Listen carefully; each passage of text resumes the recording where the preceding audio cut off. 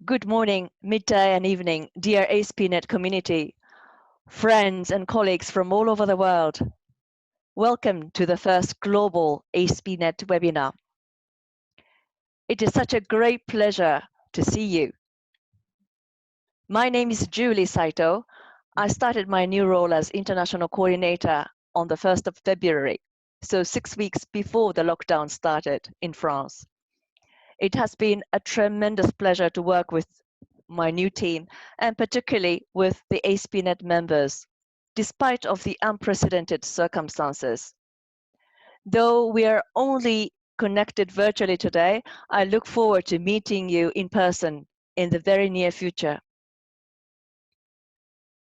Now, I would like to invite Ms. Vibeke Jensen, Director of the Division of Peace and Sustainable Development in the UNESCO's education sector, to which ASPnet belongs, to open our webinar today.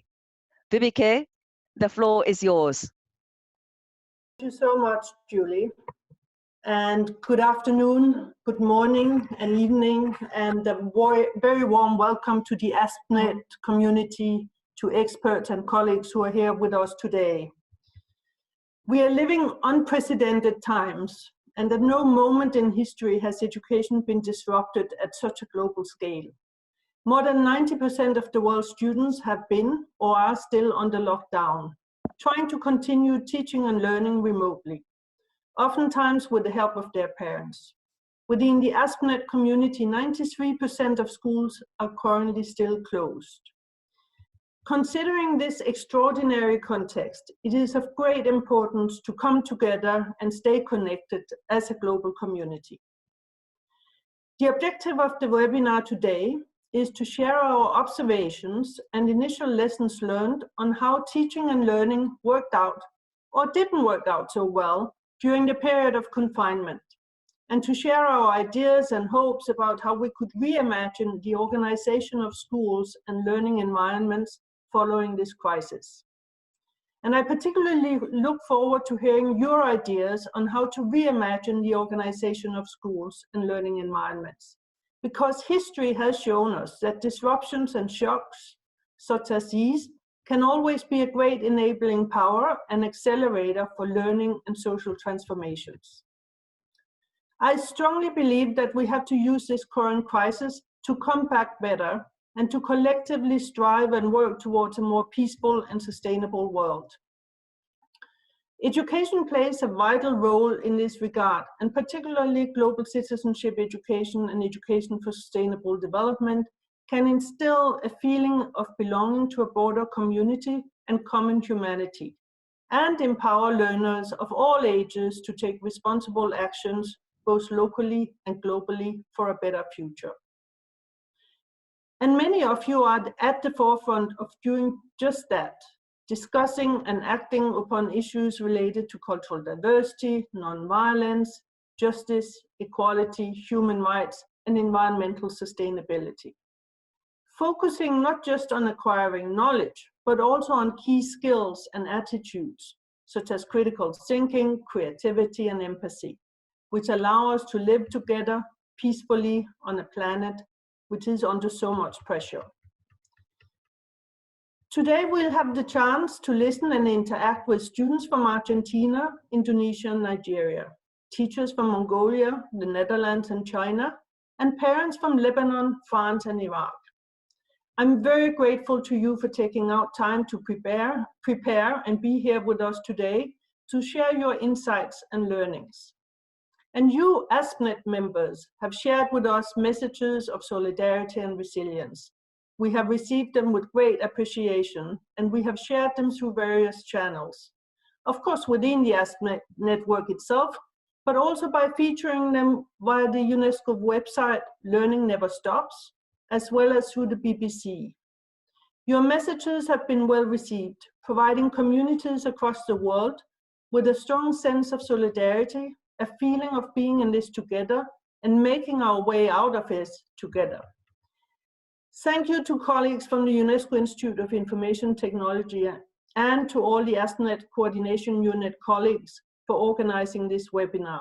It is the first time that the entire ASPnet community is invited to come together through a global webinar. And we have some almost 500 attendees from 80 countries. Thank you all, and now let's begin the discussions. Back to you, Julie.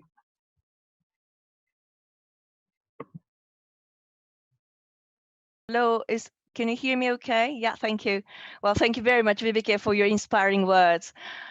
I would also like to express my gratitude to all of our ASPnet members who joined us today, many of whom have sent us messages of solidarity and resilience since the lockdown. And in particular, teachers, students, and parents of the ASPnet community who are here with us today as speakers. From what I have discovered so far, ASPnet is really a special network, the largest one at UNESCO, in existence for over 65 years to promote the UNESCO's shared values, fundamental rights and dignity, gender equality, social progress, freedom, justice and democracy, respect for diversity and international solidarity. In this regard, it is truly a noble mission for me as the international coordinator of the ASPnet to work closely with you and to address the burning questions of our time, such as the theme of our webinar today. Now, before moving on to the discussion, I would like to play a video which highlights today's discussion. This video was prepared by our UNESCO colleagues in the Future of Education team. Edward, could you please play the video for us? UNESCO is exploring how knowledge and learning can shape the future of humanity and the planet. Let's together debate the futures of education. Sometimes schools must close unexpectedly. This can be because of conflict, natural disasters, or, like now with COVID-19, to prevent a global pandemic. There are many ways students can continue their studies, online, through TV or radio, with help from parents and communities. Still, some students aren't able to continue their studies as well as others.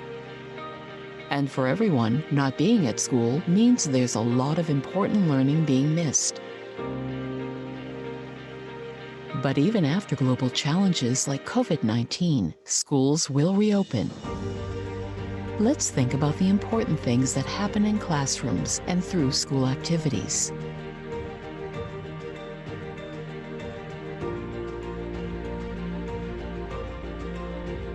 What needs to be learned at school with teachers and other students?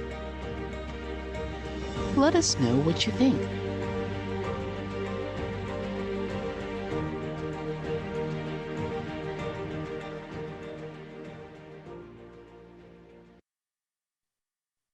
Thank you. In relation to this video, we will organize the webinar in 2 sessions. In the first session, we will be discussing our experiences related to teaching and learning during this lockdown. In the second session, we invite the speakers to share ideas on how we can reimagine the new organization of schools and learning environments after the lockdown. We will have 5 invited speakers to take the floor in each session on these topics, and we will also have time to introduce a few questions and comments from the floor. For that, I would like to invite you to send your questions or comments via question and answer chat box you see on the screen at the bottom. Thanks to our team and help of colleagues of IITE, you can write a text in English, French, Spanish, Russian, Chinese, and Arabic, all 6 UN languages. Now, I'd like to share the housekeeping rules. When you submit a question, please use Q&A chat box and indicate your full name, country, and whether you are a student, teacher, or national coordinator or parent. If you know who you want to address your question to, please indicate the name as well. If you would like to make a comment on the discussion, please use the chat function as well to send it, again, with your name, country, and position. My colleague Futsia Belami will be managing the chat for us today, and she will call on you to take the floor. You will be then unmuted to take the floor. Please keep your intervention to 1 minute. Thank you for your understanding. This is very important to ensure our timekeeping and to have as many voices heard as possible. Please also note that this webinar is being recorded and it will be made available on our shared online tool for ASPnet, OTA. Now, let's now move to session 1, which will be moderated by my colleague, Katia Anga-Delimi. Katia, the floor is yours. Thank you, Julie. Hello, everybody. It's a real great pleasure to meet many of you here today and to see also the familiar faces that I already know. My name is Katja. I'm a project officer in the ASPnet International Coordination Team. And I think it's really a wonderful opportunity to be able to discuss with you today, and would like to thank all of you for coming on board in such great numbers. The objective of our first session today is to share our experiences on how teaching and learning have been kept up during lockdown, and to also draw initial lessons learned and how it worked out or not for students, teachers, and parents from different countries and contexts. We have two main questions for discussion. The first is, how effective has the experience of remote learning been? What technologies did you use, and what opportunities and challenges did you experience? And the second question is, how has remote learning shaped and possibly changed the learning community and relationships between students, teachers, and parents? You can also find these discussion questions in the program if you want to take another look at them. For timekeeping purposes, I would like to get started now and invite our first speaker, Ms. Nanda Vanya Kuratu Aini, a 17-year-old student from Indonesia. Nanda, you and others in the greater Jakarta area, you have been under lockdown now since 10th of April, and it was just prolonged until 22nd of May. Could you tell us a little bit more about how distance learning is organized in Indonesia, and also how it's worked out for you so far? Nanda? Ladies and gentlemen, all distinguished participants in this webinar, greetings from Depok, Indonesia. In Indonesia, especially in my district, during the closure of the school because of the pandemic, most of schools are using e-learning, including my school. My school use Google Classroom and Google Classroom as online platform combined with any other online learning tools like quizzes, email, and even social media. And then to maintain the communication among the students in the classroom, each classroom also has a WhatsApp group in which the homeroom teacher is the admin. The government, through Ministry of Education, also provide TV program to facilitate the students who do not have internet access or internet connection. And from what I have read in the news, some schools also send handout to rural school children. Even the teacher themselves sometimes conduct a visitation to the student house in the rural area. The positive side is that e-learning, we have to be really disciplined in our own time management. It's like encouraging us to be more responsible with our own learning. And also you can recognize your own learning style. In my opinion, this kind of practice are good for me for college preparation for next year. The challenges is that in using e-learning, we really rely on the internet connection and electricity. Sometimes it's stressful when the connection is up and down. And then when we have a problem or question regarding the lesson, it may take time to wait for the response. And it's really different from the situation that we usually have in classroom. Unfortunately, here, there are also some people who do not taking the spread of COVID-19 as a serious matter. Fake news about the disease are also spreading in the social media. This situation really affects society awareness to COVID-19. And in this case, school and student also works on how to stay safe during the pandemic and disseminate it via social media. From what I see, I think COVID-19 also has raised people solidarity. For example, my school encouraged charity among the students to raise funds, helping the student from disadvantaged background, especially also because now it's Ramadan, is the month of the blessing. So in my neighborhood, we also do the same thing, but it's organized by a neighborhood committee.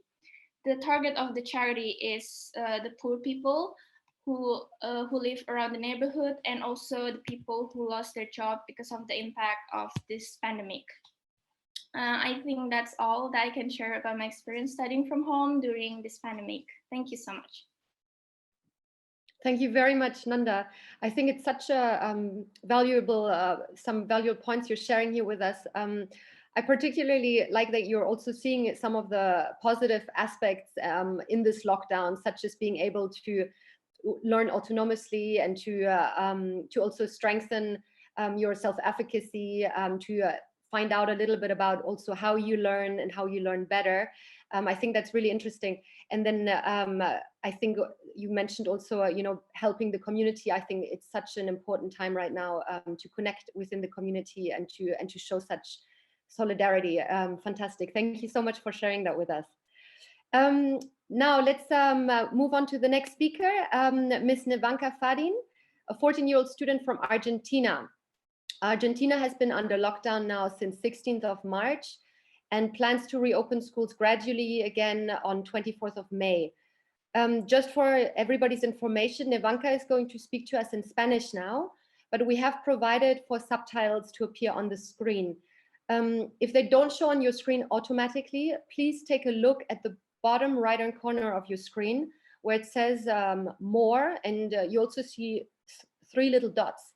So when you click on that and then you click on start subtitles, it should appear. So Nevanka, please, the floor is yours. Buenos días a todos. Bueno, primero y principal comienzo a contarles un poco sobre mi situación.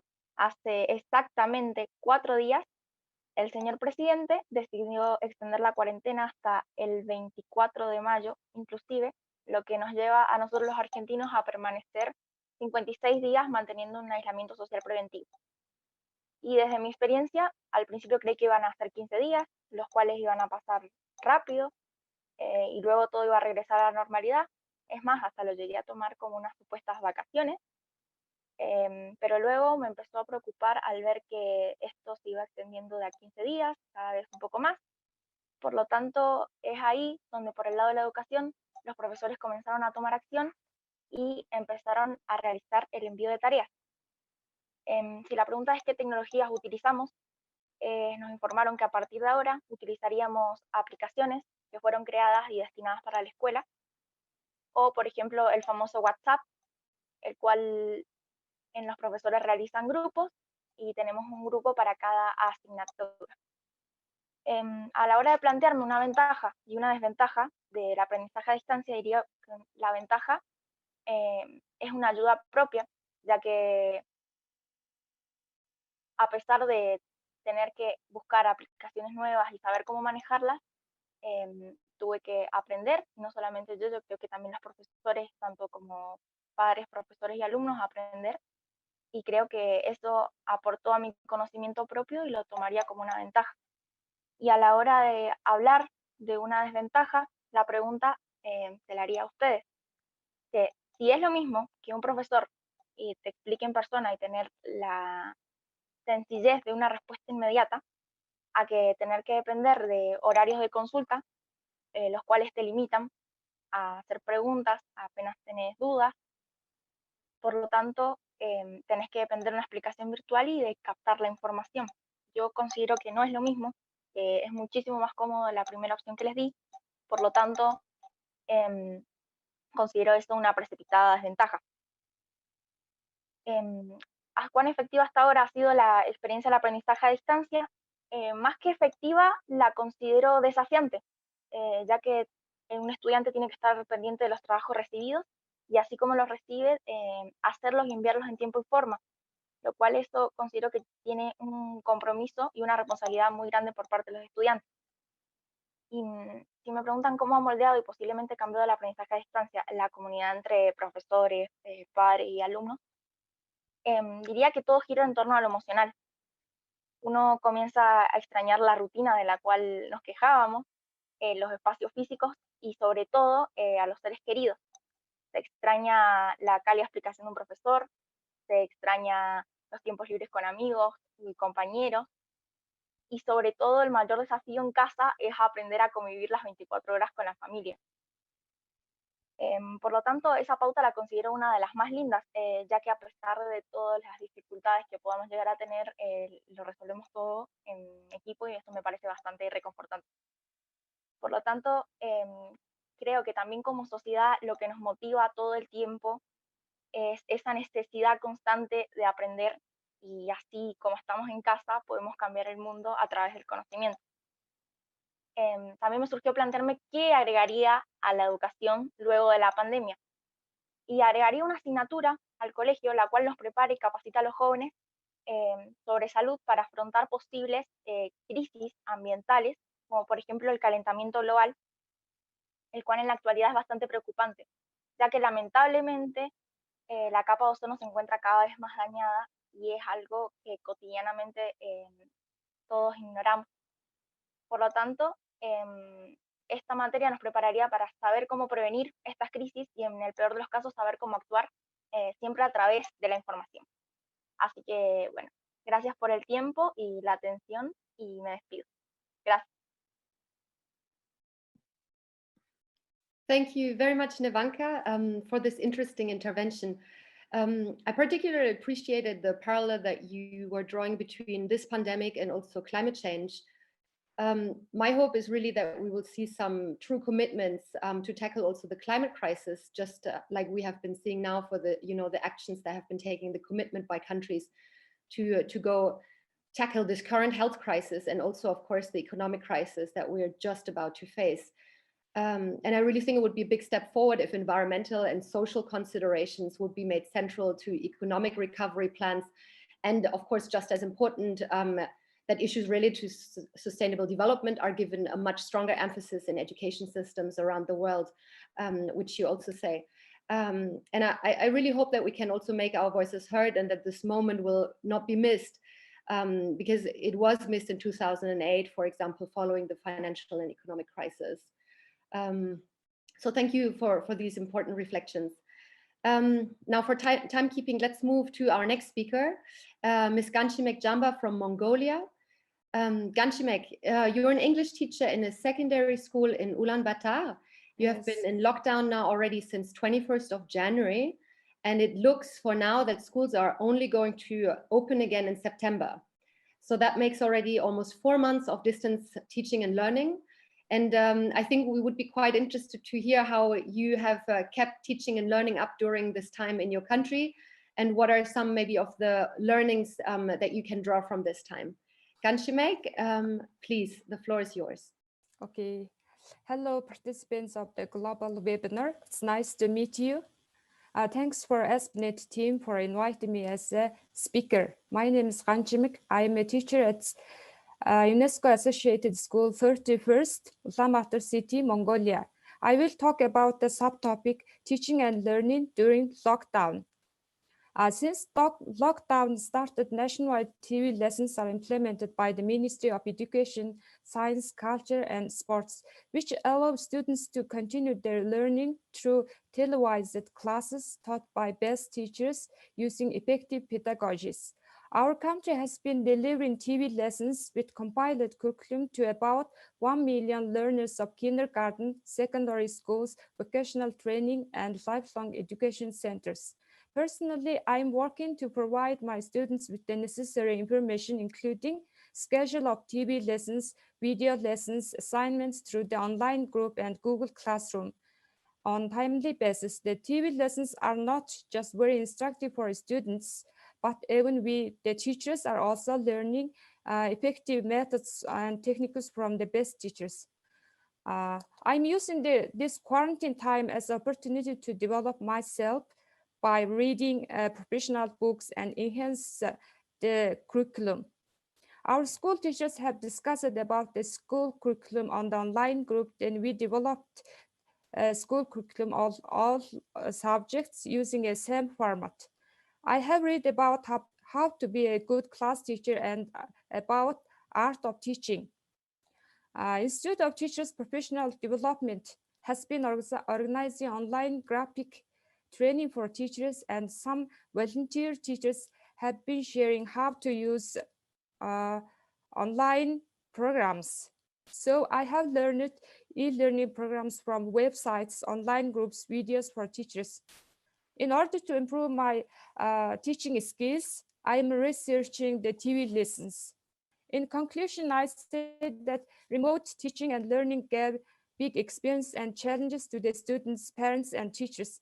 I think progress is being made up in terms of e-learning.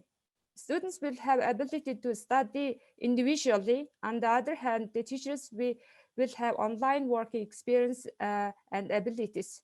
For parents, they will understand about teachers' roles, pressures, and they will know what they have to do for their children. Based on experience of TV lessons, I think we should consider looking at the model of flipped classroom, where the students could watch TV class at home and then at school. We can focus on complementing the TV lessons and on discussing the topics addressed to the focus of developing students' skills. Thank you for listening to me. Thank you very much, Ganchemek. Very interesting reflections, I think, for us, particularly what you mentioned in regards to the TV lessons and that are given by model teachers and that are also serving you as learning experiences. I find this very interesting, and even then your idea connected to that, that this could possibly be an idea for the future of education, that you could have some sort of online videos for students to take a look at and then to deepen the conversations in the classroom. So thank you very much for that. Now moving on to our next speaker, Mr. Richard Iyaya from Kenya. Richard is the head of the languages department at Aberdare Teachers Training College and father of 5 children. Richard, you guys have been under lockdown now for 1 month, and it currently stands until the end of this week. Could you maybe tell us a bit more about your perspectives and some of the lessons learned as a parent, and how this pandemic and also the lockdown, of course, has impacted the parent-child, but also the parent-teacher relationships? Thank Richard? you so much. Yeah. Yes. Can you hear me? Yeah. Thank you so much. Hello, members. Thank you for this opportunity to share on my COVID-19 lockdown experience as an educationist, a parent of 5 children. I support my 18-year-old child learning, finish high school. I'm very much challenged as a parent because teaching from home, where there isn't enough space, and also the family is there, and you find that it's a bit challenging. However, I want to say that this COVID-19 pandemic has created an opportunity for parents to increase engagement with the children's learning.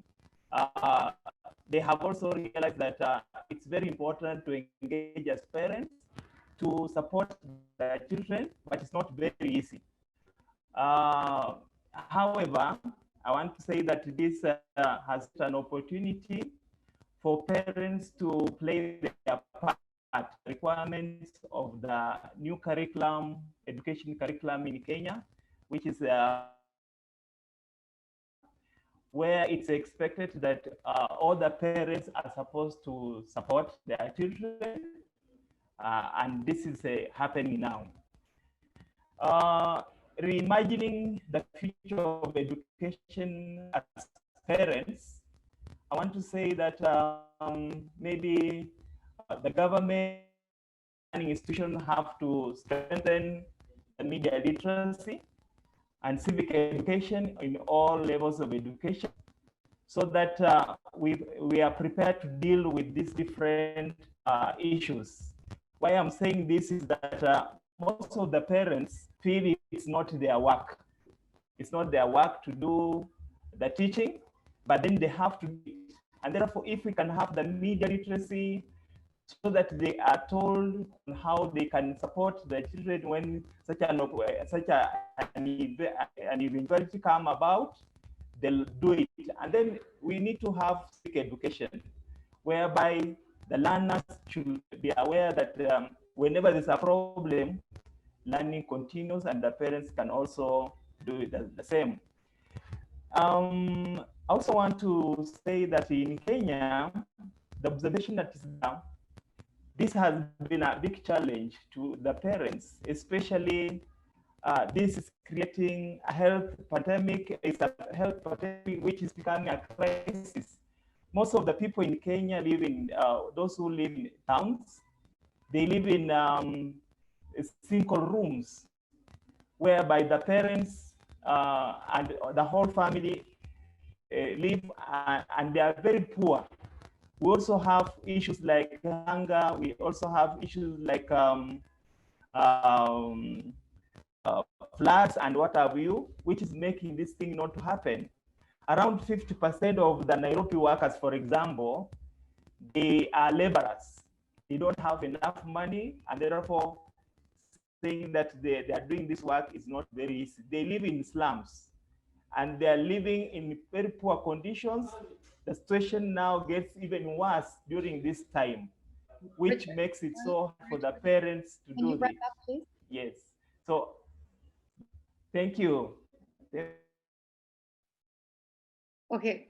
Thank you. Thank you. Sorry, I have to stop you here, but I think we're running out of time, and we still have a few speakers to give the floor to. Thank you for your intervention. I really hope also that this tightened relation between students, teachers, and parents is something that will continue beyond the crisis, and I hope, I mean, because we know based on research, of course, that this relation is very important for students' learning, but also generally for well-being in the learning space. I would now like to invite our next panelist, Ms. Ginwa Masarani. Ginwa, you're a parent of 2 and a chemistry teacher in Lebanon, and your lockdown started on 3rd of March and is now announced for now until 28th of May. Could you maybe tell us a bit more about your experience, both as a parent of 2 and also as a teacher during this period of confinement? Bonjour à tout le monde. Merci beaucoup pour cette opportunité de partager l'expérience du coronavirus. En fait, dès l'annonce de la fermeture des écoles début mars au Liban, une mesure forte annoncée par le ministre de l'Éducation qui a vraiment bouleversé notre vie, parents, enfants, enseignants, je me suis dit qu'on doit bien s'adapter à cette nouvelle situation, et ce qui est le plus important à réaliser, c'est de garder soin de la santé de nos enfants et d'assurer pour eux un apprentissage ininterrompu. En tant que maman, assumant mon rôle dans l'assurance de la continuité pédagogique de mes enfants, j'ai expliqué à mes petits que cette période de confinement n'est pas une vacance. On doit continuer à travailler et on va la surmonter ensemble. On a structuré ensemble nos journées, on a travaillé de préférence l'agenda scolaire le matin et je me suis mêlée à fond dans la scolarité de mes enfants.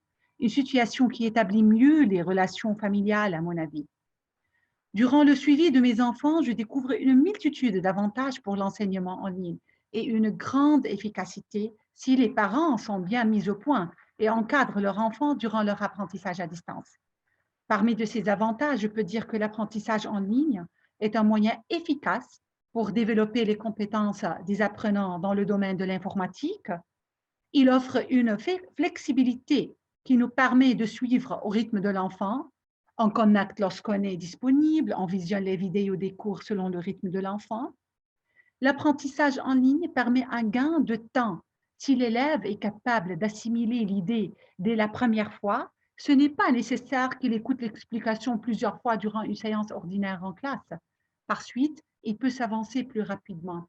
Et à ce point, je veux dire que l'enseignement différencié, difficile à être appliqué en salle réelle de classe, sera mieux envisageable à travers le e-learning. En tant qu'enseignante et sans aucune préparation, on a dû opérer un changement complet de nos méthodes de travail. Et ça a été le plus grand défi, en fait. Cette crise était une formation rapide pour les enseignants en ce qui concerne l'informatique et les outils numériques qui peuvent être utilisés pour assurer la continuité pédagogique. En fait, en classe, le professeur s'investit surtout pour imposer la discipline, alors qu'avec l'enseignement en ligne, il creuse pour développer plus ses idées et avancer plus d'exemples, car ce type d'enseignement nous offre une multitude d'outils techniques permettant d'approfondir le sujet et de souligner minutieusement les détails. En ce qui concerne la technologie, au sein de notre établissement scolaire Laudet Fayha, on avait le moyen d'utiliser divers outils informatiques afin de motiver les élèves pour continuer leur programme scolaire, tels que applications agenda électronique, où on affiche les agendas de tous les jours, avec les supports pédagogiques, PDF, vidéos, jeux éducatifs, etc. La plateforme, on a utilisé Edmodo, qui est un lieu de partage des informations et de communication entre les élèves et leurs profs. Il est utile pour réaliser des quiz, des sondages afin de tester l'acquisition des élèves. On a utilisé un logiciel de visioconférence, le Cisco WebEx, qui permet une interaction directe entre élèves et enseignants, assure un meilleur suivi des acquisitions, accomplit le travail des plateformes et des agendas et motive les élèves. Et encore les emails et les WhatsApp. Et une équipe IT était à notre disposition 24 heures à 24 et à la disposition des parents, fournissant des vidéos explicatives de certains outils numériques qu'on a besoin d'utiliser soit pour préparer nos leçons, soit pour utiliser certaines fonctionnalités de la plateforme ou bien certains paramètres des logiciels visioconférence. Mais le grand défi reste de trouver une bonne recette entre ces divers outils pour rendre l'apprentissage en ligne plus efficace, sans oublier que seule la reprise des classes nous permet d'évaluer objectivement cette expérience. Enfin, quand vous l'avez bien noté, j'ai mis en relief plutôt les avantages car je trouve que l'enseignement en ligne en tant que maman a pu accompagner ses enfants et en tant qu'enseignante constitue une opportunité à bien exploiter dans le futur et son intégration dans le monde de scolarisation traditionnelle est devenue nécessaire à mon avis. Merci bien. Thank you very much, Ginwa, for these lots of interesting ideas and reflections. So what I found very interesting is that you also mentioned this idea of flipping the classroom, of having TV lessons at home where teachers are explaining topics and then students coming to the class to deepen and to exchange and to possibly also focus more on skill development. I think that was really interesting. And then I also really appreciated what you said, that we are going to still have to evaluate the lessons from this crisis and that related to education when we're resuming schools. And I think it will be an ongoing process. And I think it would be fantastic as an ASPnet community, we can continue that conversation as well. Now let's move to the more interactive part of our first session, and I will throw the ball now to my colleague Fuzia to moderate the Q&A session. Fuzia, please. Yes, thank you, Katia. Thank you to you, all the speakers for this fruitful exchange and sharing of experiences. And we are getting, and this creates a lot of interest, and we are having a lot of questions. Within our time dedicated for question and answers, I will pick up one or two or three. It depends on how the interaction will go without taking a lot of time, because yeah, we have another session. Just quickly, I have a question for Miss Ganchimek Jamba from Mongolia. And the question is coming from another teacher from Croatia. And on how, the question is for you, on how the remote and distance learning changed your way of teaching, your methodology or approaches in using the TV, as you said, TV learning, and how these courses were provided to students, and also quickly how this TV program for learning have been used by your students. Okay, well, I'm a research in TV lesson, and I have learned effective methods and techniques, such as how to use stories or texts for teaching English tenses, and how to use puzzles, riddles in warm-up activities. In other words, I have found new ideas from the TV lesson in order to plan and teach the lesson by interesting way or effective ways. Okay, thank you. Yes, thank you so much. Very interesting. And I think that we will keep in touch in somehow after this webinar, because we will, of course, continue this exchange and sharing of your work and your innovative approaches. I have also, welcome. Isabel, are you here, Isabel? I have a question from our national coordinator, ASPnet National Coordinator from Canada, Miss Isabel Everchiason. Are you here, Isabel? Can you hear us? Yes. Oh, please. I loved your question, and I think it is very, very interesting. And I would like to give you the floor, if it is possible for our technical going, that you ask your question to the speakers. Thank you. Are you all right with that? Thank you so much. The floor is yours. Thank you. Thank you so much. Hello from Canada. Yes. Oh. Oops. Oh, sorry. Okay, can you? Oh. Yeah, can you we can see you. Yeah. Oh, great. Hello. So our schools have also been closed since mid-March, and when I've been discussing with teachers across Canada, they're very conscious of making sure that we have access to education. So we've been conscious about using the terms learning from home and not necessarily online learning. So my question to you is, how has your country ensured equity and inclusion in regards to access to education during the school closures? So I appreciated Mr. Iyaya discuss briefly some of the challenges of parents becoming now teachers, and also the fact that some families only have one room or have to share. Even in Canada, we have the same challenges. We have, with online learning, people need electronic devices, accessibility, and all of that. So really, what are some interesting approaches that you've seen in your region or your country to make sure that every student, that we don't leave anyone behind during the school closures? Yes, thank you, Isabel. Richard, are you going to comment or to answer and also to exchange with Isabel? Yeah. Thank you. Yeah. So what are some of the ways we are ensuring that the students are not left behind? Is that the government is trying to through the Kenya Institute of Curriculum Development, they have developed the material which have been sent online for free, and they are encouraging the parents to ensure that they go to the nearest cybers so that the materials can be uploaded for them. They print so that the students can share on them. They are also ensuring that they are putting up some libraries where they stock some materials which have been developed by the Kenya Institute of Education, so that those materials, the parents can go and pick them, and then they avail them to the student at home. They are not left out. That's what is happening in Kenya. Thank you. Thank you. Thank you so much. May I just ask Katia, the moderator, can I have one more question?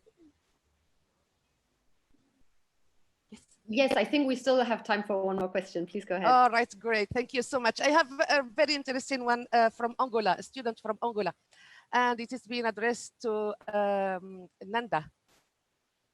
Hi, Nanda.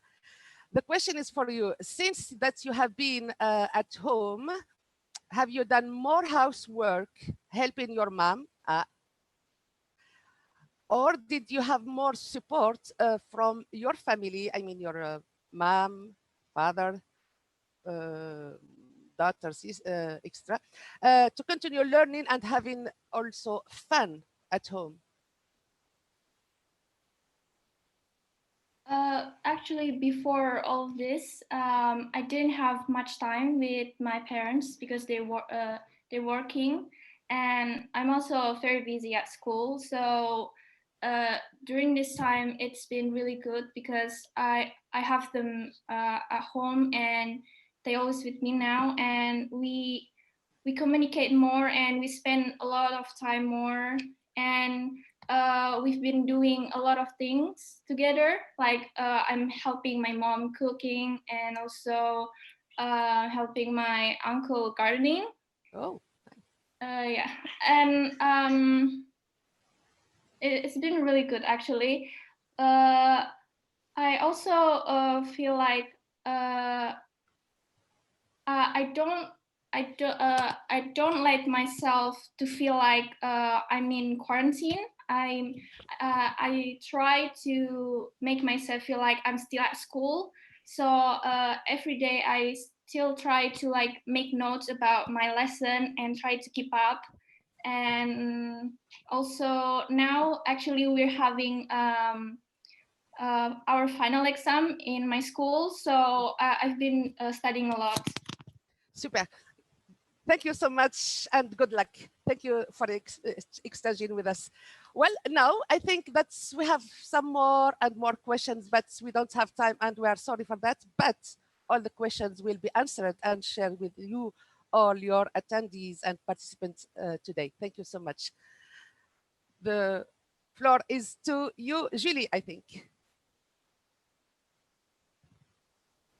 Oh, sorry. No, Katja, okay. sorry. Yeah.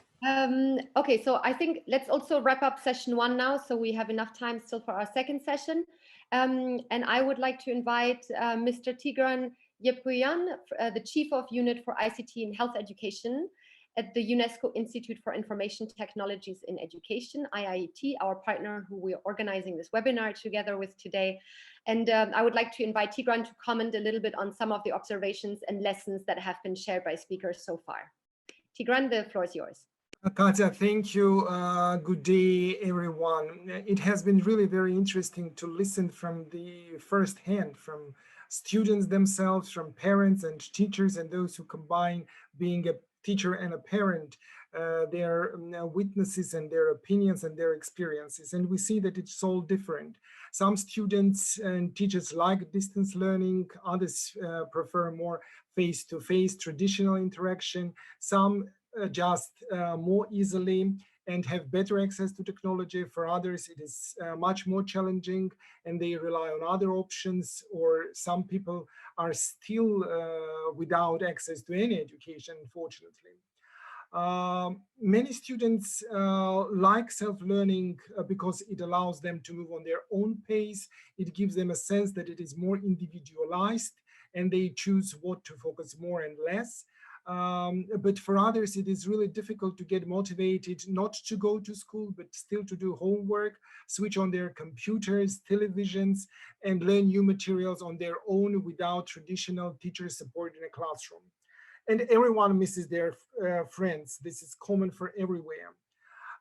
We have also learned from research from different countries that for most students, 70–90% from different countries, that they worry about their personal health, health of their family members, family's ability to cope with financial difficulties, how they will finish their school year, graduate, and continue their education, if they at all would be able to do that.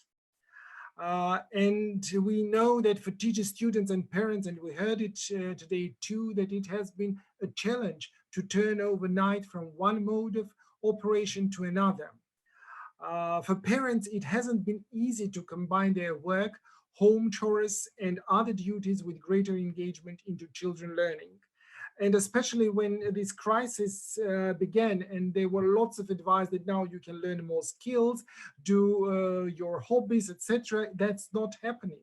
we're all more busy than ever, still trying to cope with helping children, working remotely or offline.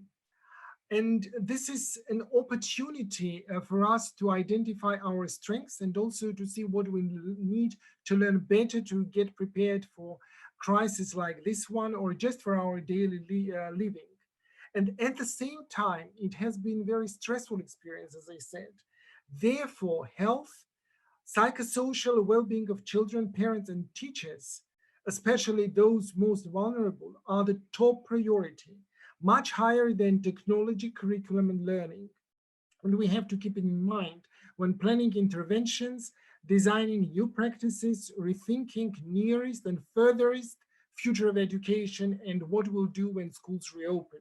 I have just read a few days before a paper about how teachers have to be prepared, and there was a very long list what they have to learn in addition to be well prepared for the start of the new academic year. It's impossible. We need to take into account our physical abilities and the level of stress we have gone through. The crisis with school closures and lockdown have changed many aspects of our life, including relationships and education. And we know that school is not just a building, but first of all, it is a community, and it is a relationship between parents and teachers, between teachers and children, children and parents. Therefore, human relationships have to be prioritized in the organization of distance learning now, and when school reopen, and when we'll reimagine the future of school education. Priority should go to human interaction and connection, communication between schools, parents, and students to provide timely, accurate, and complete information to reduce the level of anxiety, uncertainty, and stress. And when we think what education is about, why we're studying, this is the main source of motivation for everyone, for teachers and for learners and for their parents. If we understand that this is not a waste of time, we'll turn on our computers and watch TV lesson and follow the instruction. And as some speakers said, we need more attention to civic education, to environmental education, building media literacy skills, and individualized learning. We need to enhance social and emotional learning and advance health and relationship education, including sexuality education. And I can't stress that even more because we know that as soon as schools reopen, we may see a rise of sexually transmitted infections, a rise of violence, gender-based violence, etc. And all kind of social and emotional learning, health and relationships education, together with other aspects, will help learners stay safe and healthy, build resilience, empathy, solidarity, and mutually enriching relationships. And they all together help them and us to cope with current and meet new challenges. So we have to factor all of this into thinking how we'll make our education better in the nearest future. Thank you.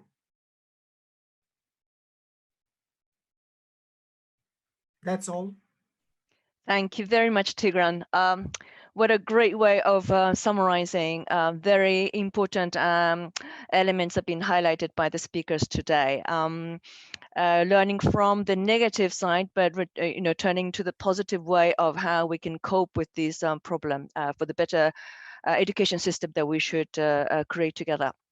I would now like to give the floor to my colleague Simon Wanda, who will moderate the second session. Simon, the floor is yours. Thank you very much, Julie. Thank you, everybody. Thank you, panelists, and thank you, all our attendees. And welcome to the second theme. This theme is focusing on going back to school, reimagining the futures of education.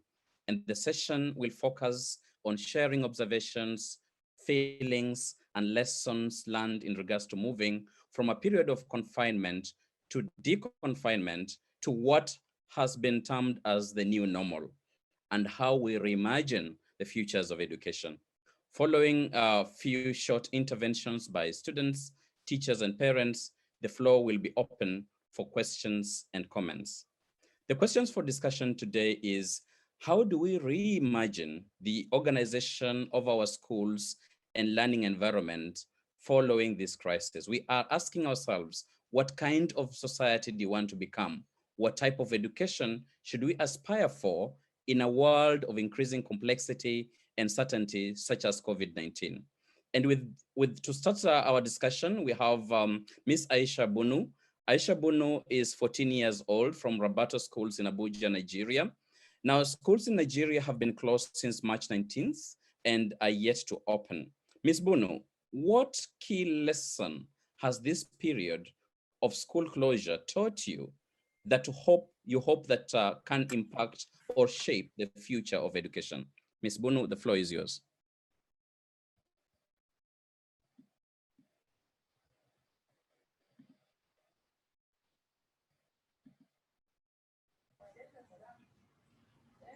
Can you hear me? Perfectly, yes, good. Well, hello everyone. My name is Aisha Bunu. I'm 14 years old. I'm in the 10th grade and I live in Abuja, Nigeria. In a matter of weeks, coronavirus has changed how students are educated around the world. This, I believe, has given us a glimpse at how education can change for the better or worse in the long term. This has also helped us to reflect on a very important topic: what not going to school means and what it feels like. Due to this pandemic, not being able to go to school has made me sympathize with 13 million children in Nigeria who are not able to go to school, the largest in the world. During this lockdown, I can learn remotely using technology, but it can never, but it can never, but it can, hello? Hello? Yes, your connection is okay now. Hello? Hello, hi, Aisha. I can see your connection is now getting stable. It's fine, proceed, please.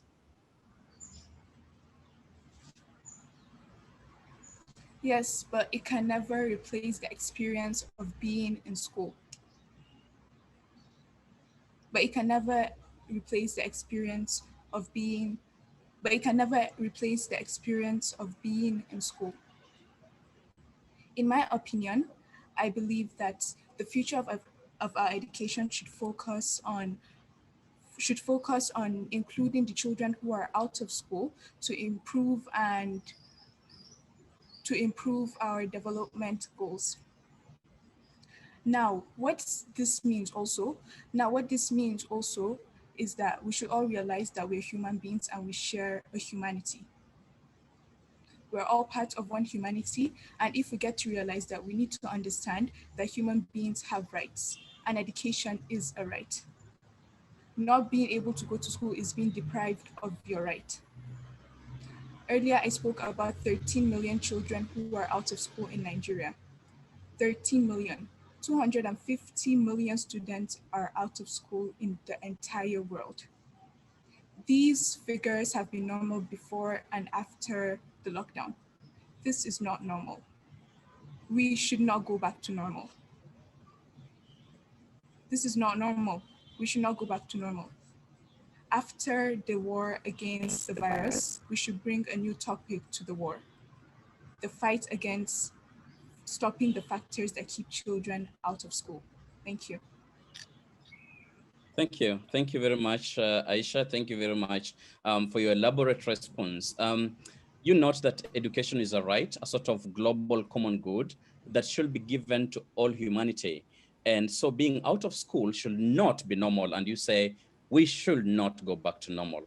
You note that this crisis has also given us a glimpse into how education could change for the better or worse in the long term. And indeed, the greatest events in history, such as this COVID-19 crisis, have shifted our perspectives on how we view and the role of education, the organizations of education, the objectives of education, goals, content, and even pedagogy.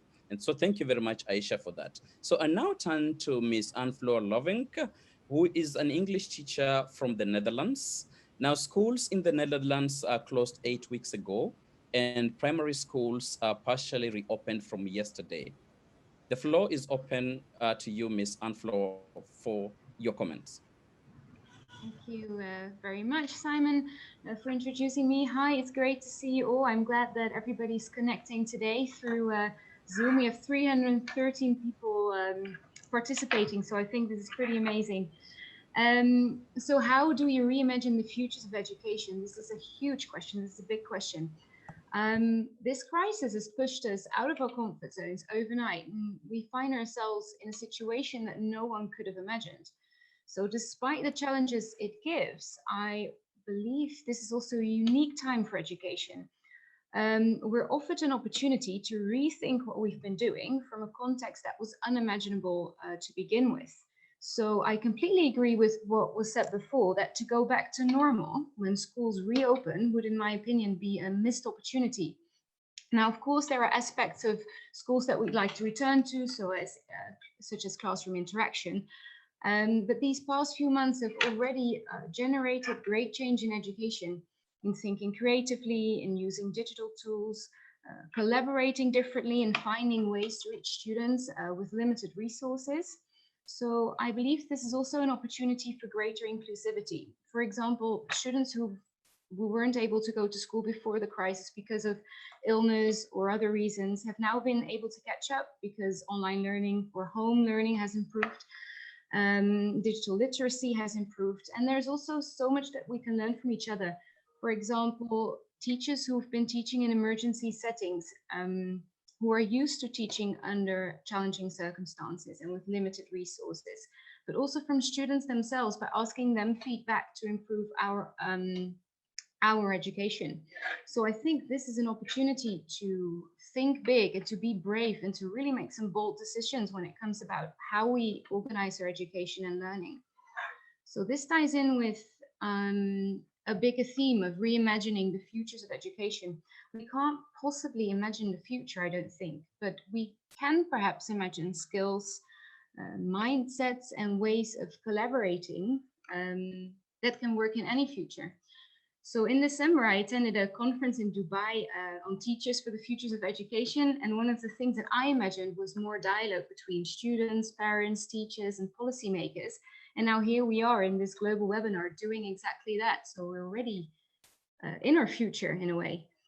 The past few months, I believe, have laid bare the essence of education. It has shown us how pivotal a role schools play in terms of social-emotional learning, and how online lessons just can't replace this. It has also sometimes painfully revealed issues of inequality within our societies. It has highlighted, I think, how schools aren't places for just knowledge transmission, but they are places that can contribute to sustainable and equitable societies.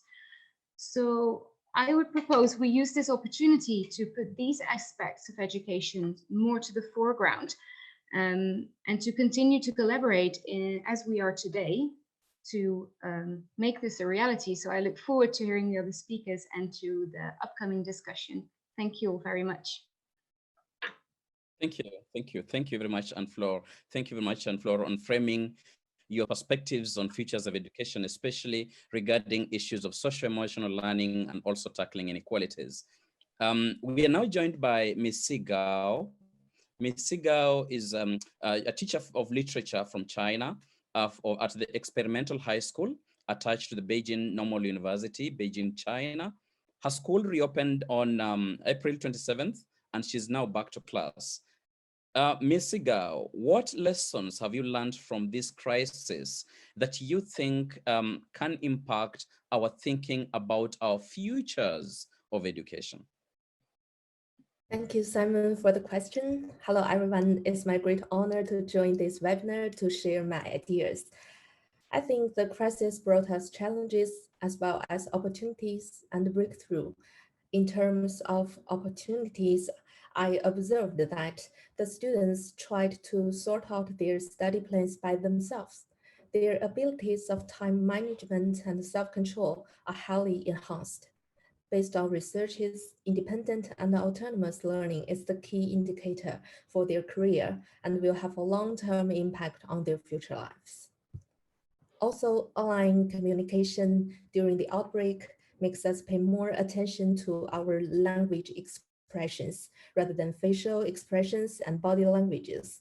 So students have become more team-focused and their communication skills are greatly improved. The crisis has shown us that technology is a very important tool for learning, and this will surely become more important in the future education. However, what this crisis has also showed us is that the high efficiency of in-person classes and the face-to-face communication between teachers and the students are irreplaceable. For example, when the students study at home alone, they sometimes felt nervous and lonely. This crisis has truly shown me that the nature of learning is first and foremost rooted in social interaction and process. That is why I believe social and emotional learning should be given a bigger emphasis in education. Dealing with uncertainty, with adversity, to build students' resilience to shocks to this kind of crisis needs to be given more emphasis. Speaking to this epidemic, teachers need to take good care of students' mental health as the epidemic has a great impact on their normal lives. For example, I carefully prepared the first welcome class back to school. We talked about the stories happened in the epidemic, the government's actions, and also personal performances. We paid tribute to all who served in this non-explosive warfare. As young teenagers of our country, we not only need to fight harder for our own future, but also need to take responsibility for the survivors. Besides, I prepared everyone a small gift along with a card filled with encouragements and wishes, hoping to help them adapt to school as soon as possible.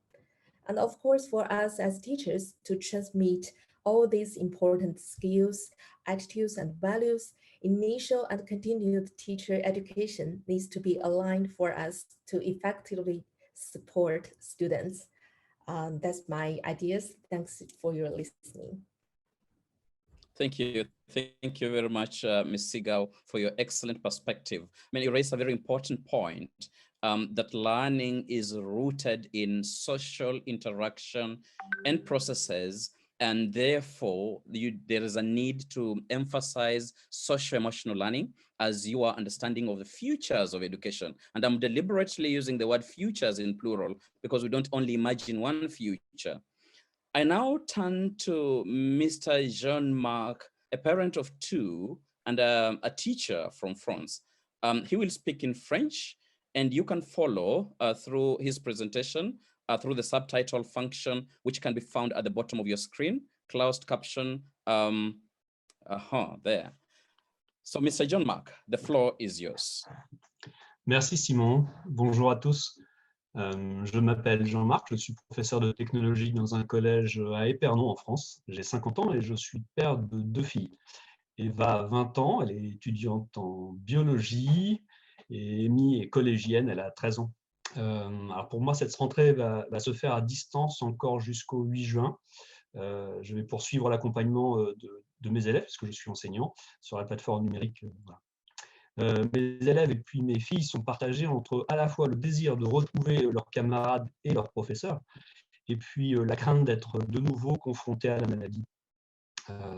Mes collègues et moi, nous posons la question du retour de la classe depuis déjà le début, et on se pose la question aussi de comment pourrions-nous libérer la parole des élèves et des personnels, et comment allons-nous enseigner après ce confinement. Et pendant ce confinement, nous avons été très nombreux, beaucoup d'enseignants ont été formés ou se sont formés à de nouveaux outils numériques, ce fut mon cas. Hein. Et j'ai constaté que, en échangeant avec les élèves, beaucoup d'entre eux étaient autonomes dans le travail ou l'étaient devenus, ce qui était étonnant. Même si de nombreux collégiens maîtrisent les nouvelles technologies, mais on le savait, les parents et les élèves m'ont souvent écrit à plusieurs reprises qu'ils souhaitaient revoir leur professeur parce que ça ne remplaçait pas leur professeur. Alors à titre privé, avec mon épouse, nous ne pouvons pas apporter tout le soutien que nous aimerions à nos filles. Nous n'avons pas toujours les compétences pour cela. Voilà, la technologie ne se suffit pas à elle-même, clairement. Et en réfléchissant à ce confinement inédit, j'ai relevé plusieurs facteurs d'inégalité. Je me suis posé la question de comment aider les 5% d'élèves qui ne peuvent pas accéder à cette technologie, comment accompagner aussi les jeunes qui possèdent l'outil, mais qui ne le maîtrisent pas suffisamment, comment faire aussi quand certains parents n'ont pas les connaissances pour aider leur enfant. Voilà. Un autre point m'a questionné pour 2 familles au moins. Les jeunes filles qui restaient à la maison m'ont signalé qu'elles étaient un peu plus sollicitées pour les tâches ménagères. Et cela, semble-t-il, a eu un impact sur l'assiduité au cours à distance. Alors, la première tâche que je vais faire lorsque je vais retrouver mes élèves, ce sera de libérer la parole, permettre à chacun de s'exprimer sur ce qu'il a vécu et puis sans doute imaginer la suite de l'histoire. J'ai la chance d'enseigner dans un collège où les projets sont très nombreux. Les élèves sont très engagés dans divers domaines, la culture, les sciences, l'environnement. Et je me pose la question si la solution n'est pas de les mettre au cœur de ce changement. Nous pourrions nous appuyer par exemple sur leur autonomie gagnée lors de ces crises sanitaires et leur dynamisme habituel pour construire quelque chose peut-être de différent. Voilà. Je pense qu'ensemble, nous avons pris conscience des interactions entre à la fois la santé, l'éducation, les inégalités, l'environnement, un peu comme ces fameux objectifs de développement durable que nous travaillons. Avec le confinement, la communauté, au sens large, s'est aperçue que l'éducation était une pierre angulaire de notre société. Et moi, mon vœu, c'est j'espère que dans ce monde d'après, dont on parle tant, la place de l'éducation va se renforcer. Voilà. Merci à vous. Thank you. Thank you. Thank you very much, Jean-Marc, for your contribution. You make a very important link between SDG 4.7 and the futures of education, as well as emphasizing that the role of the teacher will not be replaced by technology, but technology will be there to support the teacher throughout, because sometimes when we talk about futures of education, we think about artificial intelligence and nanotechnologies and what have you. So thank you very much, Jean-Marc. Our last presentation for this session will be from Ms. Asil Jassim, who is a parent of 4 from Baghdad, Iraq. Happy to have you, Dr. Jassim. Now, schools in Iraq are yet to reopen. COVID-19 has exacerbated an already existing crisis in Iraq, and this has caused anxiety and emotional trauma. Ms. Jassim, the floor is yours. Hi, everyone. Thank you very much for this opportunity to share this webinar. My experience as a parent. The crisis has had a psychological effect on children and teachers as well. This issue can be easily forgotten when schools reopen. There is need for psychosocial and emotional support when schools reopen for both teachers and students. Parents need to constantly monitor the psychosocial aspects of their children. For many countries that were already in conflict, this pandemic has just made a bad situation more worse. We need to think about the society that we need to be and what kind of education that we should give our children to create that society. This crisis has shown just how connected we are and how a virus in one part of the world can travel and so fast threaten to destroy all of us. But it has also shown how we face a common enemy and how we depend on each other in many ways. This is a call for an education that emphasizes globally citizenship, values of tolerance, human rights, and generally those values that make us live together, should form the future of education. This should shape our future society free of racism, free of conflict, free of wars, free of forms of discrimination, and free from inequalities. That is what the future of education should be like. Thank you. Thank you. Thank you very much, Ms. Asil Jassim, for your very elaborate contribution, especially linking global citizen education and also talking about the psychosocial support that should be given to the students once the schools reopen. And thank you very much, all the panelists, for your very valuable contribution. And I would like to now hand over the floor to my colleague Fuzia, who has been monitoring the Q&A and as well as the chat areas of the screen to come and take the floor. Fuzia. Yes, thank you. Oh, I am receiving a lot of questions. Yeah, thank you, Simon. Thank you again, everyone. Thank you, dear speakers. Again, this session is so interesting, and especially when we talk about the future of education and the education of tomorrow. And we are here in lockdown and starting to get back to normal, but we have the feeling that we don't know what will happen tomorrow with our education of our young ones. Then they have one question from Mr. Kobayashi from in Japan, from the Tamagawa University from Japan. Mr. Kobayashi, are you with us? Hello.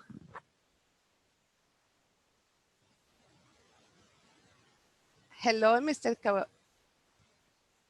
Yokabashi. Well, Kobayashi, could you please unmute your microphone? Yeah, there. Yes. Ah, Okay. you are here. Hello. Hello. Hello. Yes. Hello. Good to have you. Great. Thank you so much. Yes, please. Yes. You have the floor. You ask to ask a question and to make a comment, Yes. please. Okay. Yes. Hello, everyone. My friends of the ASPnet Worldwide. My name is Kobayashi. I'm teaching at Tamagawa University, a Teacher Education Institute. So my question is about possible transformation of the curriculum at Teacher Training Institute in this critical period or after the coronavirus pandemic era. So what do you think we can learn from this critical situation of coronavirus pandemic for the future curriculum reform at Teacher Education Institute? And what should we change in the teacher education courses, particularly with regard to the competencies of school teachers to be nurtured thereby? This coronavirus pandemic has changed, of course, the educational environment drastically. But even in this critical situation, as I listened today, you saw presenters showed very interesting and brilliant examples in the usage of remote education or e-learning practices. But one problem is that the school teachers do not always have, or not all school teachers have sufficient knowledge or skills for such online education. And the quality of online education or remote education also depends on the economic or technical conditions of the school, including digital equipment and so on. And I'm afraid that it could make the disparity and the inequality between schools and between regions more salient. And another problem here is that as a result of school closure, many children are shut up in the house and get confronted with some psychological problems such as the depression or apathy. And the media, for example, in Japan, in our country, reported repeatedly that the number of the school victims of abuse and home violence increased significantly after this school closure. Unfortunately, school teachers do not necessarily have effective measure to deal with those psychological problems of pupils, which they suffer in the home. Therefore, my question is, yes, I have the impression that the current crisis requires some substantial transformation of the curriculum in Teacher Education Institute, and especially those competencies which had not been necessarily emphasized in the traditional teacher education curriculum is of the highest importance now to deal with this critical situation. Therefore, I'd like to ask you, so what kind of transformation would be required or expected for the curriculum in Teacher Training Institute towards the next period, and how this curriculum transformation can be effectively realized? especially in the context of this UNESCO Associated Schools Network. So thank you very much for your consideration. That's all for my question. Yes, thank you, Mr. Kobayashi. Well, let's put the curricular development transformation to our two teachers for this session. I will ask Anne-Fleur, maybe, if you Yes, would like to. Yeah, thank you. All right, thank you. Okay, thank you for asking that question and for elaborating on this. It's a very difficult question, I think, because when we imagine the future, like I said before, we were not sure what we're going to face in the future, but the digital literacy of teachers is definitely one of the things that I think future teacher training should emphasize. We were forced to learn this overnight, and at least in my context, with a small team of teachers helping each other out, it has turned out quite good.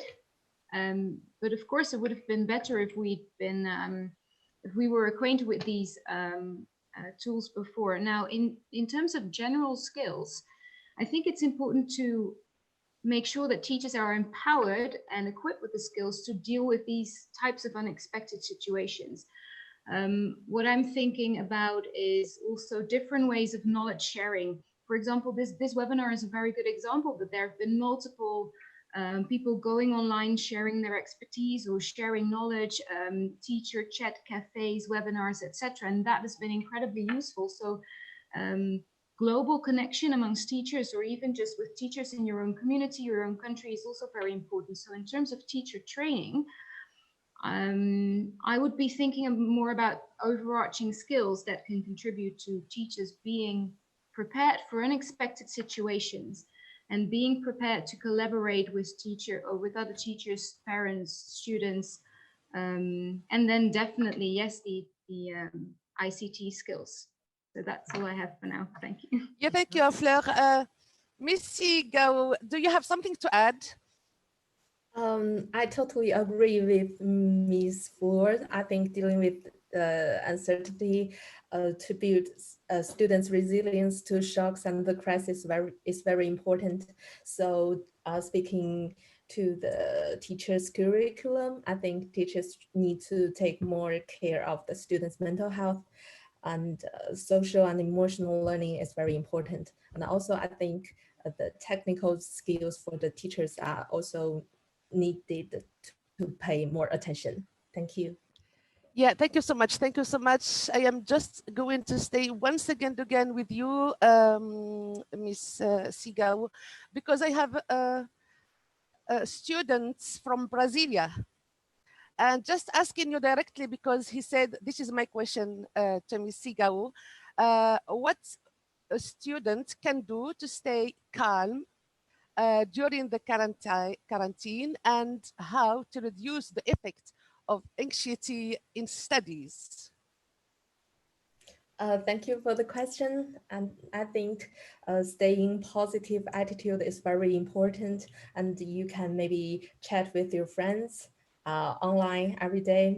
Maybe you can using the video, and you can talk with your parents and teachers when you feel sad. And I think the connection and the interaction is very important during this epidemic. Thank you. Thank you. Thank you so much. Yes. Well, I have a lot of questions. What to do? I am sorry all for you. Yes. All right. Okay. I have to make a little choice, but we will connect afterwards. Mr. Klaus Schilling, our national coordinator from Germany. Hello, are you here with us? Hello, Klaus. Yes, can you hear me? Oh, yes. Hello, hello. How are you? Good, good. Well, just to tell to all our attendees that you have made a request to thank everyone, every speaker, every panelist, every attendee today, taking time to be with us. And thank you also for being or joining us. And you would like to have the floor to talk about something very important for the human development, for learning, empowerment. It is about Well, we were talking about technology, about futures, about education, about a lot of things, but you are bringing something very special, very important. I think we will all agree that you have the floor for art education. Thank you. Okay. Yes, let me first say I'm really impressed how all of you explained about the situation right now and about different possibilities of the students. Like, I think this is very important for all of us right now. And we experienced in our schools during to help our students in the times of the lockdown, like writing poems or creating artworks, putting them on an online gallery. The students are creating their own expressions of hope and solidarity. And I can imagine that this will help all of us in the future to create new learning environments and to contribute to achieve our common goals of high quality education. And therefore, I would like to ask you, how do you see the possibilities to strengthen arts education in our network, in your schools, like to all of you? All right, thank you. Then it will be very interesting. It will be difficult in the same time to give the floor to everyone. But if we can, everyone can say one word about art education. To answer your question in one word, can you do it? Can we do it? We start with Nanda in one word.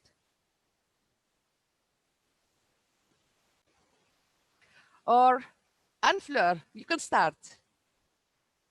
In one word, it's difficult, yeah. Poetry. Okay. Nevenka?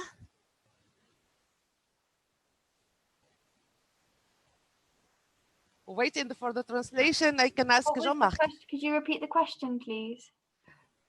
Klaus, the question about art education. I mean, if you, perhaps those who would love to answer, if yes, you have experienced the power of arts education within the lockdown, perhaps you can see a certain possibility to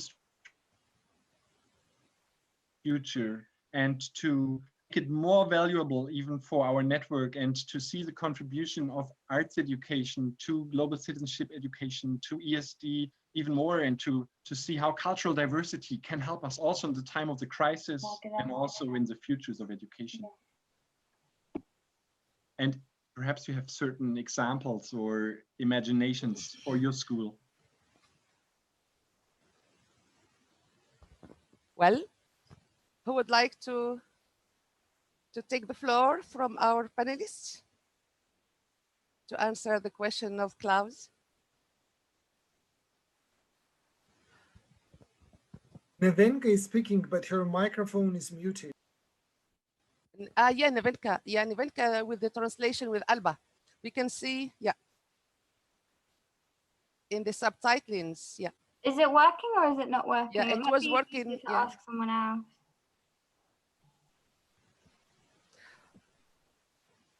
Okay. There is no one wants to take the floor, or oh, okay, Nevenka.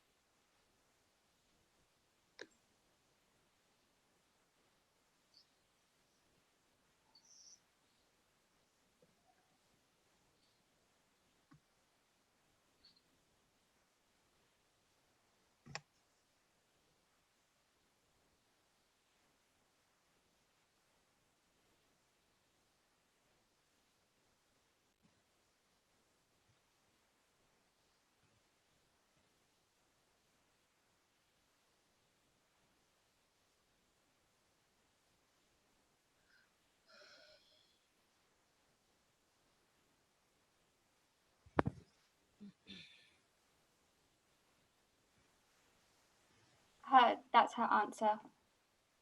All right, thank you. Thank you so much. Well, we we will have a lot of things to do, especially also for art education. And just between as a little announcement, we will have this art education week by the end of this month, I think. I have my colleague Eric who is in charge of. Then we will get back to you, but just stay connected to us and you will be informed, and then we will have other opportunities that you can share also your experiences and your innovative work and your thoughts, of course, as well. Thank you so much. If I have 2 seconds, Simon. Yes. Not really, because we have. Okay, all right. Okay. Well, we have to receive comments from. Sorry, I mean, no, there's so many questions and Q&As. So far, I can see the screen has more than 100 comments, and really, we appreciate those comments, and we'll be able to respond to them after this session and get back to you, as Julie will inform you later on in the session. Right. I will thank you very much, Fuzia, for handling the Q&A session. I know there's a lot of curiosity, there's a lot of stories out there to be shared. I take this opportunity now to invite Ms. Xiaosa Zhu, who is the director of the International Center for UNESCO ASPnet in China. The floor is yours.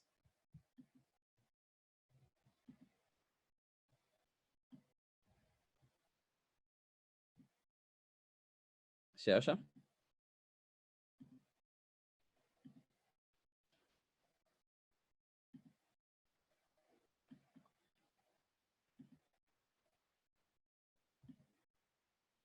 Unmute. No, can you hear me? Yes. Okay, thank you. So it's very inspiring to hear all the reflections and I would say thoughts sharing. I think this is part of the essence of education. So first of all, I'd love to say stress to the German teacher talking about art education. Probably I think that when we're talking about what is education, what education for the kids, probably art is one of the very individual and a very creative way to motivate or foster the students' capacities for the future. So how it's a very individual expression when they're talking about the ways to express themselves. So for example, we're talking about the story, you can use, you can narrate the story, you can make a poem of that, you can have a song of that, you can have a drama, you can have a painting, so you can do everything. So this is part when we talk about education. So for the students, so how to stimulate the interest, I would say curiosity about education. So this is what I think that probably this is also for the future of education. When we think about education, we have to think about the students, the differentiation of the students. So this is part of that. We're talking a lot about that. And also we're talking about, so definitely for sure. So this pandemic has, changed a lot of things. This unexpected kind of a quick shift of this education module or kind of a mode to this kind of online learning or distant learning and the teaching, well, has changed a lot. So it has great impact for the future education. So as educators, so we have to think what the future of education, definitely for sure. So this kind of digital literacy is part of the essentials for educators, for teachers, and for students. So, and also I think that probably when we're talking about, these kind of opportunities, so innovation education can lead to a new and powerful solutions in the future to, or it may help overcome the persistent challenges of equity and access of education for all. So with this online learning, distance learning, so probably students in remote areas, so they can get access to education. So this will how to say, have this kind of equity. So this is what we strive for, right? And on the other hand, so we have to also think about probably for students with strong self-driven, so probably this kind of learning will exacerbate this kind of achievement gaps. This is part of things that as educators we have to think about how to motivate those students. And of course, for those have strong self-driven learners, probably this distance learning is better for them, so they can have their own pace to learn, but for some others. So this is we have to think about. And another thing, as we mentioned, so we have to think about what education for, and also for the sustainable development of the future. So what kind of capacities we want our students to have for the sustainable, for the peace of the society. So how we foster or how to we helping students to have this compassion, how we helping them to have, say, like media literacy, because we see so many kind of discriminations online during these days. So how we get our students prepared, how they can, learn to separate what is fact, what is opinions. Oh, so these are all the things I think probably we need to take into consideration, and also this part of the future of education. Thank you. Thank you. Thank you very much, Director Ikwa. Thank you for framing this this session well. And to conclude the session, we'll hear from Mr. Sobi Tawil. Mr. Sobi Tawil is the Chief Education Research and Foresight at UNESCO. This is the home of futures of education. Welcome, Sobi. Thank you, Simon, and thank you to everyone for really that very interesting sharing of experiences and insights. So just briefly, I mean, what we've heard, I think, and you know, learning from the experience, is that continuity of studies can be ensured, you know, thanks to technologies and support from teachers and parents. We know also that in some circumstances that's more difficult, but in this lockdown, we have, when fortunate, been able to continue studying, sometimes with more personalized, differentiated study. We've heard about greater autonomy of learners, greater, you know, more active involvement of parents when possible for them. Perhaps a closer relationship, a positive, closer relationship between parents and teachers, and greater familiarity of all parents, teachers, students with digital learning tools. But we've also heard, and I think Tigran also summed that up very well in his earlier synthesis, that human contact is essential, and that technologies cannot replace the experience of being in school, and that technologies cannot replace face-to-face communication interactions, and that the teacher still remains central as a human and in a human interaction, and cannot be replaced by technology, and that there is more. That there are many important things to be learned, learning that happens in schools with others through play, through sports, through arts, through extracurricular activities. That there's a lot more than curriculum-based study that technology and remote learning can help to deliver. And we heard that learning requires, we heard it in one of the last speakers, social interaction and communication, that it's rooted in interaction and processes. So whether social learning, social emotional, civic learning, definitely will be given greater emphasis, or should be given greater emphasis as we look ahead.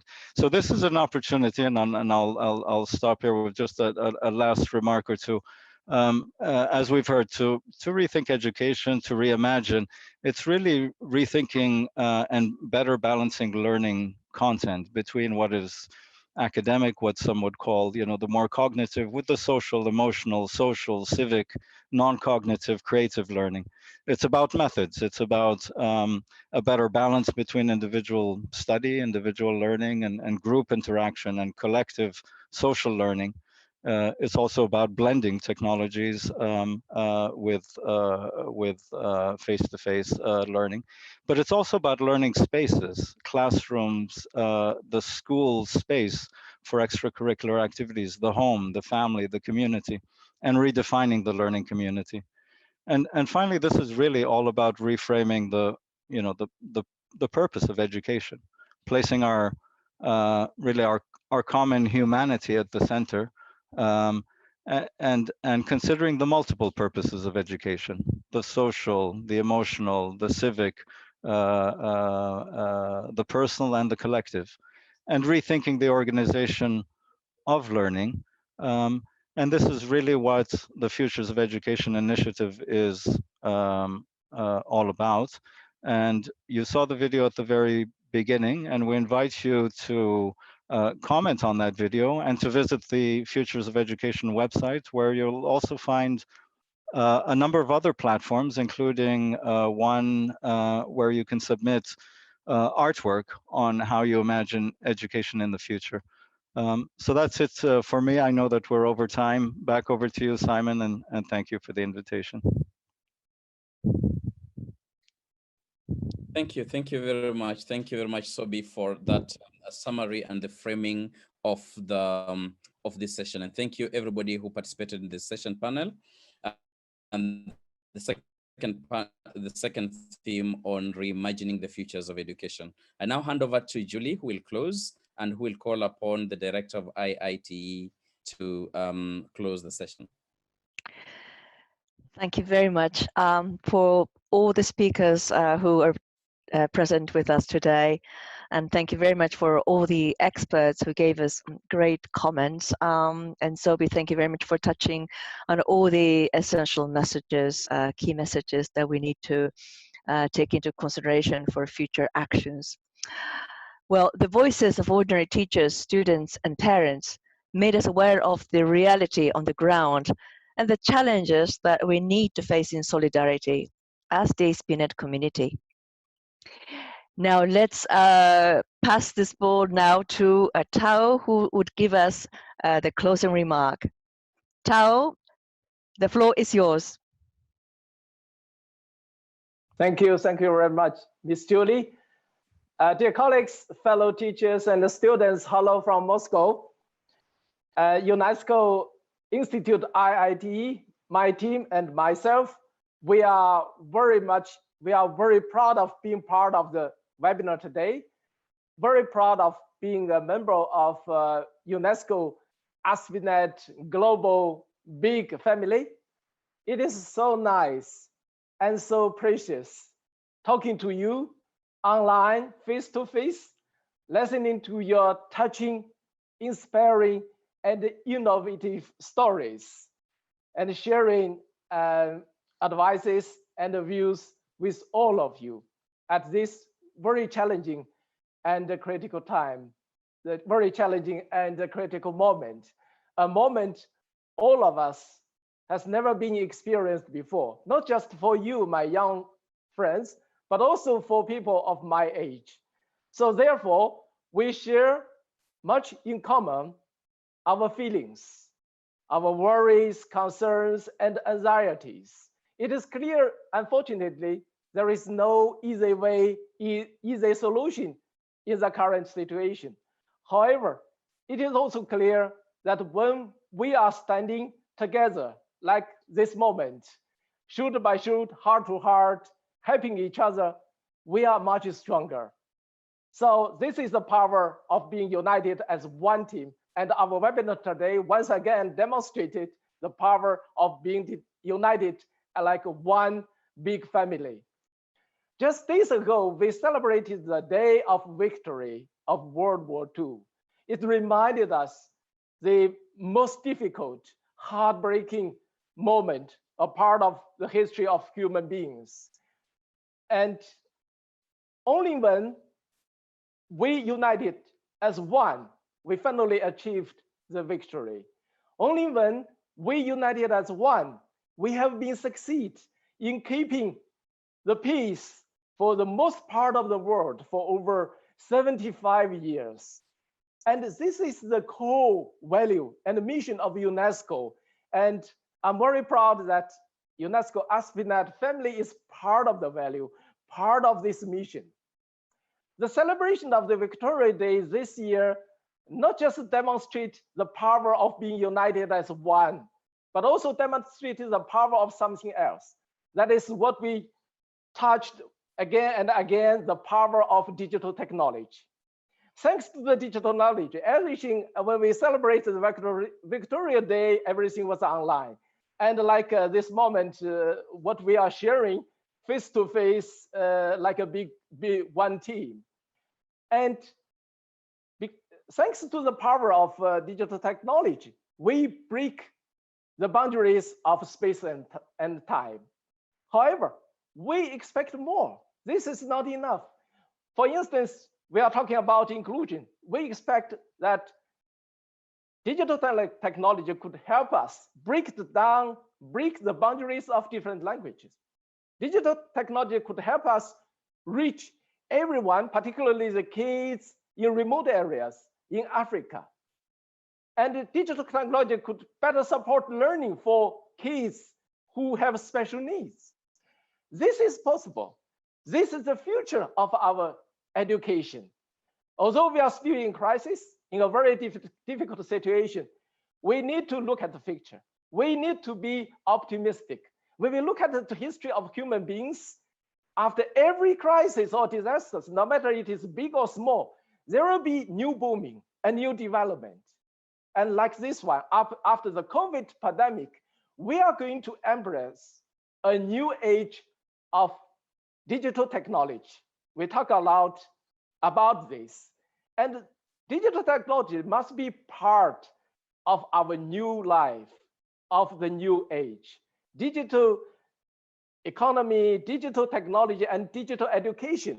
On all of us, we have the opportunity to experience and benefit from the digital technology, and to, at the meantime, with challenges and opportunities. However, for our young friends, you are going to play a different role because you are young, you are innovative, you are the future, you are going to lead, you are going to pioneer this change. So the only question is, are you very prepared for this new age? Or a question to all of us as parents, as teachers, as experts, how we can better support our young children, the young people, so that they can be better prepared for this new change. With this question mark, I'd like to finish my closing remark, and also with the hope that everyone, all of you will stay safe and well, keep safe and carrying on. Back to you, Judy. Thank you very much, Tao. Oh, how strong and energetic message. We will now close the webinar. Although we unfortunately didn't have enough time in this, I think over 90 minutes now. If you wish to continue to share your questions and comments, please go to the website of the UNESCO Futures of Education video that we showed at the beginning of the video. Yes, and where there's a comment function, and we surely also follow up from our end. We will also send you a short evaluation form on this first ASPnet Global Webinar in a follow-up email. We appreciate hearing about your experience here today. Thank you to you all for attending today, ASPnet members, national coordinators, teachers, students, and parents, and the support by UNESCO colleagues from the education sector, ICWA, and in particular, our thanks go to IITE to help organizing this webinar with us. Have a nice day, nice evening. Goodbye to you all. Stay safe, stay connected. Goodbye. Thank you. Goodbye.